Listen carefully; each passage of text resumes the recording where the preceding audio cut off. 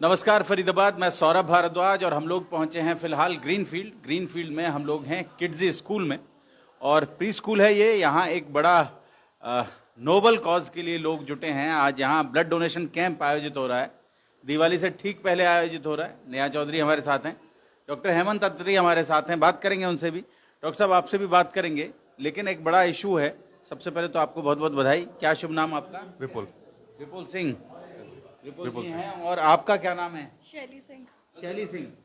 विपुल जी हैं और शैली सिंह जी हैं, दोनों हैं और दोनों हस्बैंड वाइफ हैं। आप समझ लें करवा चौथ के 2 दिन बाद दोनों यहाँ हैं और दोनों रक्तदान कर रहे हैं, कर पा रहे हैं। आप ये समझें, आम तौर पर भारत में पुरुष इसलिए नहीं करते, उन्हें महसूस होता है कि शायद इसकी वजह से कोई शरीर में कोई कमजोरी आ जाएगी, कोई ठीक से काम नहीं कर पाएंगे। और महिलाएं शारीरिक रूप से इतनी सक्षम नहीं होती, अधिकांश महिलाएं, कि वो रक्तदान कर सकें। नेहा जी हमारे साथ हैं, बात करेंगे उनसे। जी देखिए, मसला ये है कि फीमेल्स को पीरियड्स होते हैं और माल न्यूट्रिशन इंडिया में फीमेल्स के बहुत है।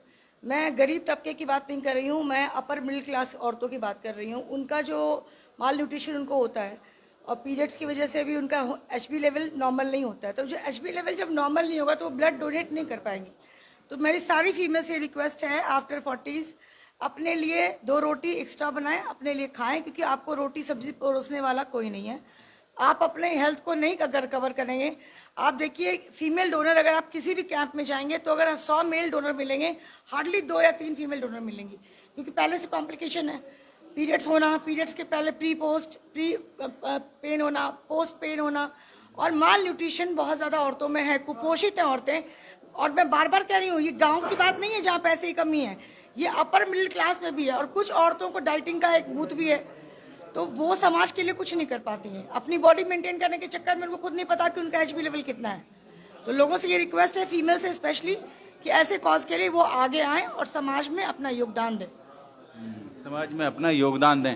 डॉक्टर साहब नमस्कार। सबसे पहले तो आपके न्यूज़ चैनल का कि आप आए और इस सकारात्मक पहल को कवर कर रहे हैं। किड्जी स्कूल के ओनर नेहा जी और ग्रीनफील्ड के क्षेत्रवासी सभी का बहुत बहुत धन्यवाद, और डोनर्स का सबसे ज़्यादा धन्यवाद मैं देना चाहूँगा। मेरा हमेशा से सौरभ जी ये कहना है कि 3 दान सबसे महान है। जीते जी आप रक्तदान करें, मरने के बाद अंगदान, देहदान, और अगर आप लड़की के पिता हैं तो कन्यादान। अगर 3 दान आप जिंदगी में कर पाए तो आप सबसे महान व्यक्ति की श्रेणी में आ जाते हैं। और आज जो किड्जी स्कूल में पहली बार ये रक्तदान शिविर का आयोजन हुआ है, मैं ये भी कहना चाहूँगा कि ये स्कूल प्री स्कूल है, मतलब यहाँ कच्चा घड़ा बन रहा होता है। इस तरीके की इनिशिएटिव जब बच्चे देखते हैं, समाज में समझते हैं, क्योंकि हम एक दूसरे को देख के ही चीज़ें समझते हैं, देखते हैं, प्रेरणा लेते हैं। यहाँ जो बच्चे सीख भी रहे हैं, आप और हम सीखे हैं। शायद आप इतनी अच्छी पत्रकारिता करते हैं जब आप कहते हैं कि नमस्कार, मैं सौरभ भारद्वाज और आज हम किड्जी स्कूल में हैं, तो ये आपने सीखा है और हमने आपसे सीखा है। तो ये जो रक्तदान जब कर रहे हैं तो निश्चित तौर पर बच्चे जो नहीं कर पा रहे हैं वो अपने माँ बाप से सवाल तो पूछेंगे कि आज आप स्कूल में संडे को क्यों जा रहे हैं। जब उनको रक्तदान का महत्व पता लगेगा। इस तरीके के आयोजन अगर लगातार होते हैं तो वो शहर में एक सकारात्मक ऊर्जा का संचार भी करते हैं। और मेरा तो इनके जो ओनर हैं अतुल जी, उनके लिए भी कहना है कि आप इस तरीके के आयोजन लगातार करते रहिए।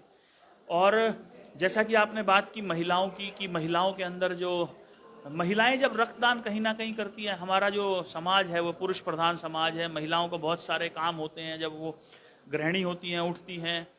और हमारे देश के अंदर जो महिलाएं हैं वो माल नरिष्ठ है मोस्टली, इनका एचबी एवरेज 10 से 13 के बीच में रहता है।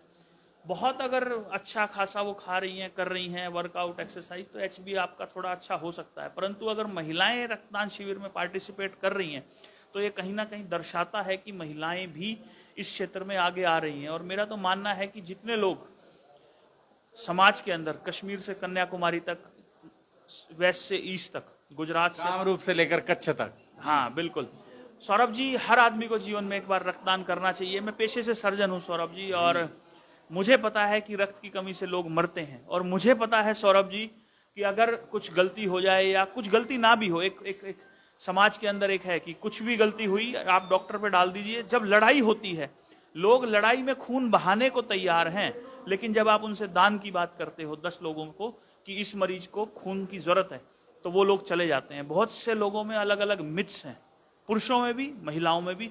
आप जैसे न्यूज़ चैनल अगर इसको कवर कर रहे हैं, मिथ्स को हटाने की कोशिश कर रहे हैं, तो आप भी बधाई के पात्र हैं। मैं आपसे भी अनुरोध करूंगा कि 5-6 महीने में कुछ इस तरीके का आप पॉडकास्ट या सेशन कीजिए जिसमें आप लोगों के डाउट्स इस सोशल कॉज को लेकर दूर कर पाएं। सौरभ, हालांकि डॉक्टर साहब हमारे साथ थोड़ा सा है, शहर पूरा सहयोग करता है, रक्तदाताओं की कमी नहीं होती।